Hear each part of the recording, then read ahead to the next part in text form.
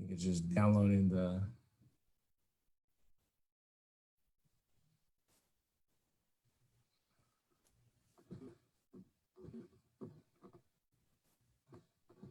All right. We're live. We're officially live. Hey. Hey. Hi. Well, I just wanted to, first of all, thank you so much for taking the time. I know you're a super busy teacher. And one thing that's always impressed me about you was the fact that you would go super early and leave super late. You know, obviously you take your job, very serious, and it shows, because let me read, because I want to make sure I wrote this down so I didn't forget. So Elizabeth, Tuss Unified Teacher of the Year 2018. Mm-hmm. In the Yes. magazine or that thing. So that was awesome. I know her. Hey.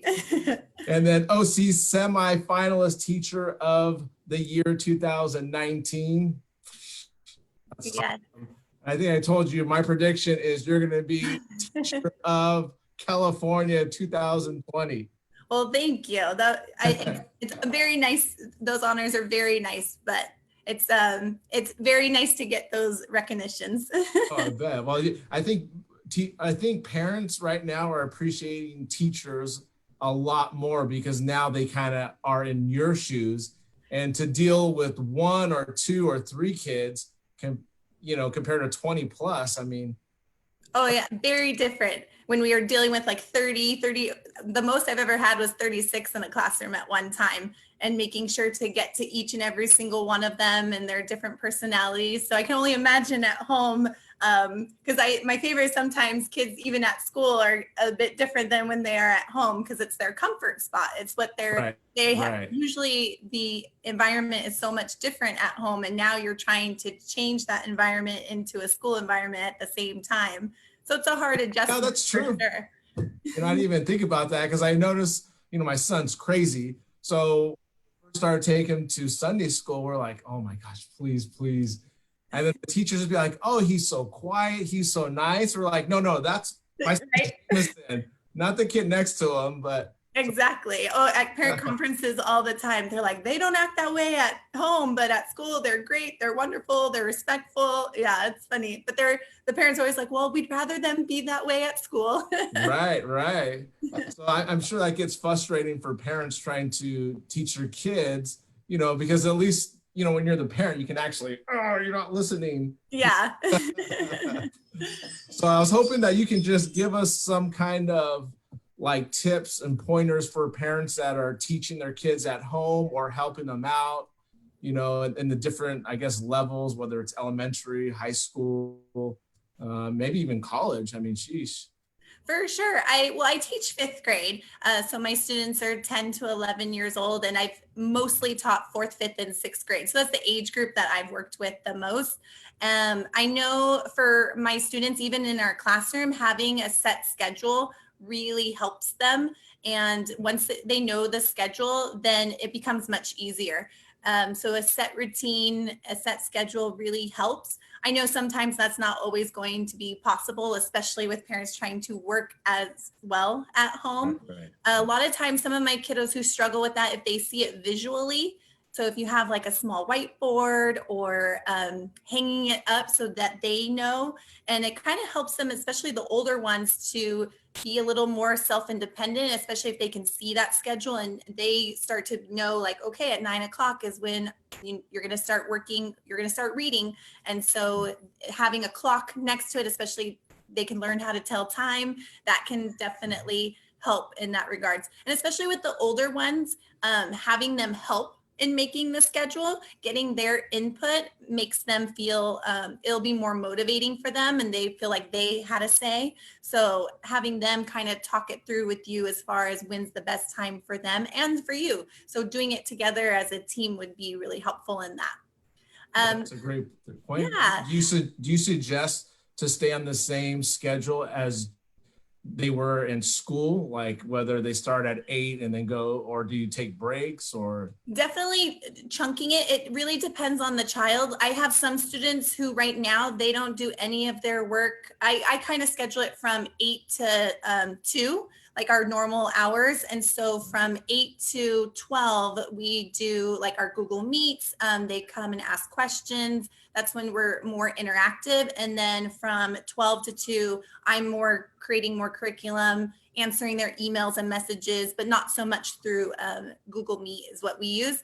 I have some kids who don't start their work until the late afternoon. And a lot of that kind of depends on their family situation. Sometimes maybe that's what works best, especially shared devices. If there's multiple siblings who have to share a device or anything like That's that. right. I didn't even think about that part. Yeah. Kids, imagine 3 laptops and everything else. Exactly. And then if you have different age groups, maybe the parents need to work. I know with some of my primary teachers, some of them are saying their students aren't doing work till later because parents can sit with them after their work and then can work with their children. So it kind of depends on what works best at your home. And for the older kids, I have some kids now that are sleeping in till 8 or 9, so they don't get started till a little bit later, but it works best for them.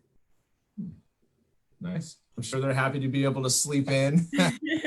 And what about you guys as teachers? I mean, do you guys, are you doing the 8 o'clock to, is that across the board, or is all the schools different, or? All schools will be different. For my school, that's mostly as far as interaction with our students and parents. I'm definitely going beyond those hours, creating curriculum and grading things and checking on things. I usually start work maybe 6:30 because I'm more of a morning person. So at 6:30, I'm on my computer reviewing their work, giving them feedback, comments, different things. Become teacher of the year. Recording myself in the kitchen, doing science experiments, things like that. That's awesome. So we're getting creative, especially at this point. We're realizing trying to keep them engaged as well, keep them engaged and motivated through this kind of atmosphere. So what do you think is, I'm sure it's different for every kid, sorry, phone's ringing. Every kid. Do you think it's better just to send them the work and have them do it themselves, or do you find like Google Meets is very helpful, or a mixture? I love being able to, I have it set up where I meet with my students individually at least once during the entire week for about 15-20 minutes to check in with them. It's just nice to be able to get FaceTime with them and just to check in, and more that emotional kind of connection to see how they're doing. So I kind of always start with that, always asking them, how are you feeling? And that's another great thing parents can look into, is really paying attention to their emotions about what's going on. And especially with kids, we usually project our emotions. And so if we're feeling stressed and anxious, they're going to feel that too. And I know it's hard. We're kind of teaching them, like when we're in these stressful moments, how to react. And so our reactions are we're going to be showing them what that reaction should look like when you come across a stressful moment. So I love meeting with them one-on-one just to check in with them and see how they're doing, and then be able to work with them on what things they need to work on as far as what we're doing in class. And then we usually have 1 or 2 whole class Google Meets. Like this Friday, we're doing a class talent show.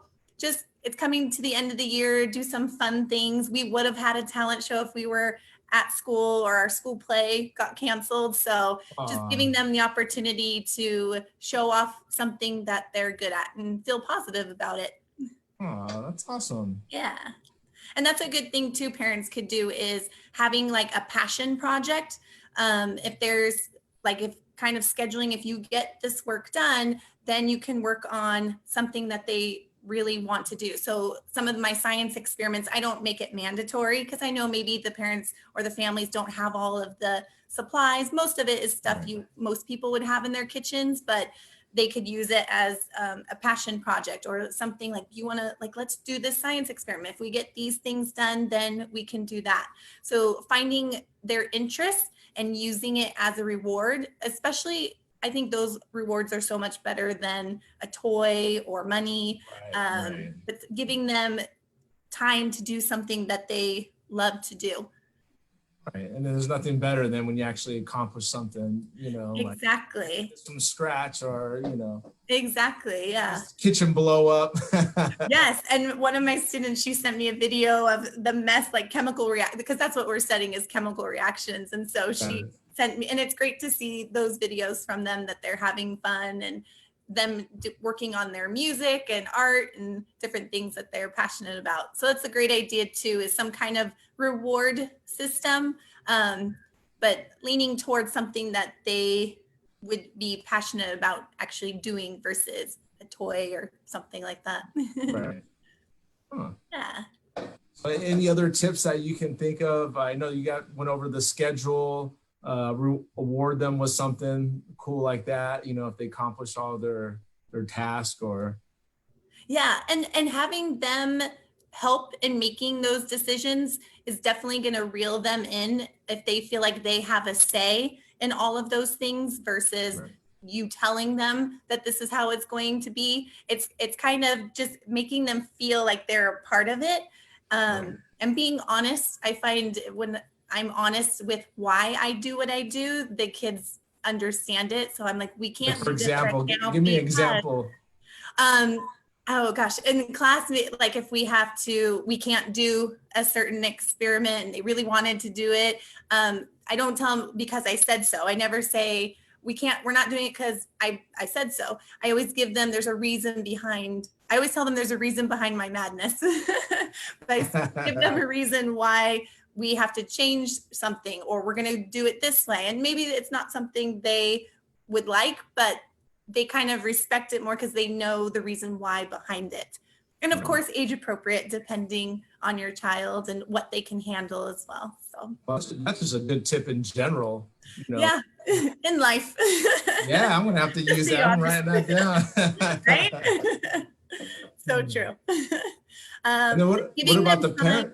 What about the parents? Like, any tips for the parents, like patience? I mean, Lord knows I need patience. Like, like, how do you deal with it when the kid's not, behaving, or? Yeah, that's true. And we teach social emotional health. That's been a big push for my district, and I think it's becoming more of a concern in our country. So in our district, we've been working on social emotional health as part of our curriculum these last few years. And so we teach the kids like deep breathing exercises, taking breaks. It's fine to if you notice like your child can't do 2 to 3 hours straight work, then don't have them do one subject, take a 5-10 minute break, and then come back if that's something that will work for them. So taking breaks, breathing exercises, doing something, yoga, stretching exercise is always a great release for adults and kids, being able to get outdoors, especially right now that we feel like we're stuck indoors, going for a walk. If you have pets are always helpful. It's nice having my dog with me every day that I teach. And the kids love seeing Ramsey, so that's fun too. But I think for parents too, when you're getting in that moment of frustration, it's okay to take a break, because that's when you're going to be more clear-minded, and you'll say things in a better way than when we're in our most frustrated state. So it's good to take those breaks. Take deep breaths. I know I do that in the classroom a lot. Sometimes let me take a deep breath.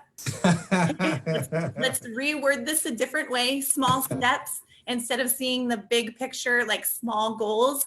I know, like if you have a child who's struggling, like my students are supposed to read for 30 minutes every day. And if that's hard for them, start with small goals. Like, let's stay focused with you're sitting with the book the entire time for 2 minutes, especially maybe the little 5 minutes. And then if they can do that, like some kind of motivational chart, if you can do that, 3 days in a row, then extra ice cream, or, extra like time on the iPad or something that will be fun for you and your family. So small goals, small steps would help a lot too in that, because then they feel successful. If they can sit with a book for 5 minutes, like maybe the littles, then then that's a success. And now we can try 10 minutes. So this week we'll try 10 minutes, and then I might have to do that for myself because I've never been the one that had patience to sit there and read a book. So I might have to. right? See, little goals. It takes little goals to get to that big goal. So just like in anything, I always tell my students, some of them who play sports and stuff, you'll never be the best soccer player if you don't first learn how to just pass a ball. So it's just learning those small steps to get there. And even in kind of changes in your routines, take small steps. So I know with my students, especially the older kids, setting alarms, that has helped them to remember when to do things. So even on their iPads, I've told parents to help them by setting alarms so that they can manage their own time. Yeah. So it helps with time management, because some of the kiddos have a hard time. They get started, but it feels like they're sticking on it for way too long. I talked to another parent about, especially she has 3 kids in her home, and finding my gosh. finding the best place. So the least distracting area. And so since her eldest is in my class, she is able to work in her room while the other one works at the kitchen table. And then the other one, who's a kindergartner, can sit on the floor next to the couch. So having them in the best environment, so the least restrictive, because the 3 of them all together, she tried to do it where all 3 of them were at the same kitchen table, and it was just distracting. So we worked on me, and she just wanted to make sure with me that Lucy, since she's in her own bedroom, that she's working on her own. And she's been doing well. Yeah, that's a great, tip, for sure. Just kind of keep them separated, because I can, I know at the dinner table or whatever, so I couldn't even imagine. Oh yeah, if you're able to, depending on your age group for sure. But if you're able to try and work that out, because I think initially you're thinking, okay, well, like a classroom, we'll all sit at the same table, but the siblings, they might start. It's game on. Yeah.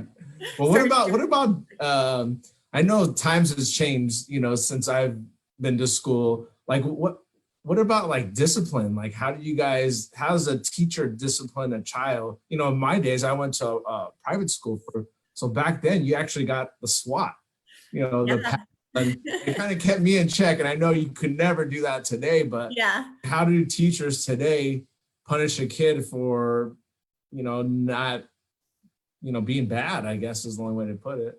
Yeah, it depends on what the action is, like what the bad behavior is. And most of the time, there's a reason behind the bad behavior. So I think talking, usually in the classroom, when there's a behavior that's, always it's just a redirect, like, hey, let's change our behavior. Let's make, let's follow the group plan. Let's make better choices. And usually most of the time that works. But if it's a behavior that keeps continuing, then we use restorative practices. It's kind of talking to the child and kind of finding out the reason why it's happening. Most of the time there's a reason behind the behavior or the bad behavior. Do they actually we don't call it bad behavior, we call it behavior. Not me, I'm just like, I know, right? But do they actually express to you like what they do? And younger kids can too. It may have to be in picture form. Like usually there's a form there, and if you Google search restorative practices, you'll see forms online too that you can use with kids. With my kids, I can talk with them, but if they're younger, they could draw how they feel. And so a lot of the times my kids, it's like, well, what was happening? They explain what was happening. I'm like, why was that happening? Or why do you think that's happening? And what can we do to change it? And getting them to talk it out and explain why they were doing that, and trying to come up with a solution. So some of my kiddos, for example, maybe talking too much in class or talking to a certain, talking over other people. A lot of times it's just who they're by or just the environment of the classroom themselves. And so talking to them, well, how can you change that? They're like, oh, well, I can move to a different spot. Okay, so now you know what you're supposed to do. So if that comes again, I expect that behavior to be different. And talking to them in that language, because now you have the tool. So it's giving them the tools to change that behavior is the idea. And the only way you can do that is talking with them and trying to help them see what they can do to make that change. And some behaviors are harder or worse than others, and some they'll keep doing it. And that's where you may have to you take charge and make more of the direct change if it has to. And there's times where I've had to do, so I will now choose where you sit, and it's going to be right here next to me because that environment's not going to work right now for you. So let's start with small steps again. Let's try here, or let's watch how this person does it, and then going from there. Man, I can't. Hopefully that helps. Yeah, I just couldn't imagine trying to be a teacher and then be a psychologist and everything. Oh, we wear many hats. Nurse, Yeah. psychologist, teacher. Yeah. Well, if there's a time for you guys to start asking for a raise, it is now. So let's get some thumbs up for those teachers out there. Well, thank you. And it helps. The biggest part that helps us, and I tell my families, is support from our families. When we feel supported, it helps our job so much more. So we greatly appreciate the support that our families can give their children and us. So it takes a village. Sometimes I like that saying, that because I'm here to help as much as I possibly can. And so I'm that resource, and whatever I can do to help them to make it as best as possible, then that's why I'm here. Oh, that's awesome. Well, I cannot thank you enough for taking the time, just to give us parents some tips. I mean, I'm like I told you earlier, I'm lucky, the kids are too little, so we really don't have to a whole lot, but so many parents, they're trying to work at home and teach their kids. Yeah. I can't even. A shout out to Samantha. She was the one that told me, she's like, I feel like I earned my teaching credentials. Right. And knowing, I think that knowing that every day is not going to be perfect, even in the classroom, even with me, some days are better than other days. Some days are harder. And sometimes we're going to have bad days. Our kids are going to have bad days too.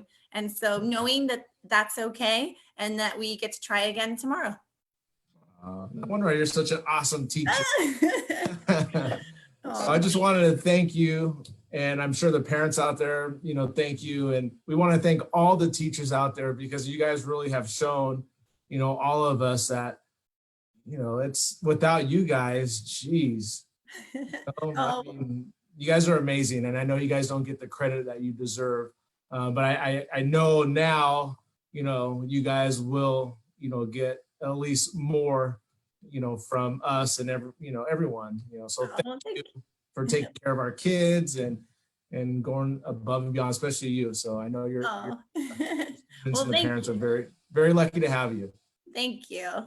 All right. Well, thank you so much for your time. Be safe out there. Will do. You too. Yeah. Hopefully I'll see you without a mask. Yes, I hope we can all see each other without a mask, but Right. we got to do our part to move things along. So Right. best we can.